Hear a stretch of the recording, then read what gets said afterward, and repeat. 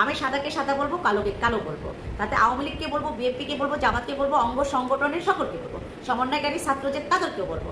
সাদাকে সাদা বলবো, কালাকে কালো বলবো। আমি শাহিনুর বলবো তো বলবো, চলছে তো চলবো, কারণ আমার মতো শাহিনুরের লড়াই চলছে তো চলবে। যতদিন এই দেহে থাকবে প্রাণ, সত্যর জন্য আমি লড়াই করে যাব, যতদিন এই দেহে প্রাণ থাকবে। এটালা বিএনপির দোষর হন, আওয়ামী লীগের দোষর হন, অন্য কোনো দোষর হন, আমি সত্য কথাই বলবো। আপনারা মাহিয়া মাহিকে অ্যারেস্ট করেন, মাহিয়া মাহিকে করেন। এখনো মাহিয়া মাহি ফেসবুকে কিভাবে স্ট্যাটাস দেয়, নুসরাত ফারিয়াকে নিয়ে কিভাবে স্ট্যাটাস দিতে সাহস পায়। নষ্টা মাহিয়া মাহি, তাকে এখনো কেন আপনারা অ্যারেস্ট করেন না? কিসের জন্য অপেক্ষায় রয়েছেন যে মাহিয়া মাহি কবে এয়ারপোর্ট যাবে, এখান থেকে ধরবেন না, ঘর থেকে ধরে নিয়ে আসেন।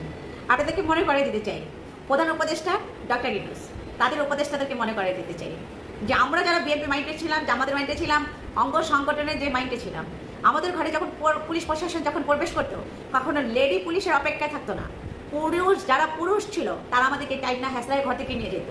তারা পুরুষ পুলিশ ডিপি তারা আমাদেরকে রাস্তার থেকে কুলে করে নিয়ে যেত। আমরা সেই দিনগুলো পার করে এই জায়গায় আসছি। তাহলে আজকে আপনারা কেন লেডি পুলিশের অপেক্ষায় থাকেন?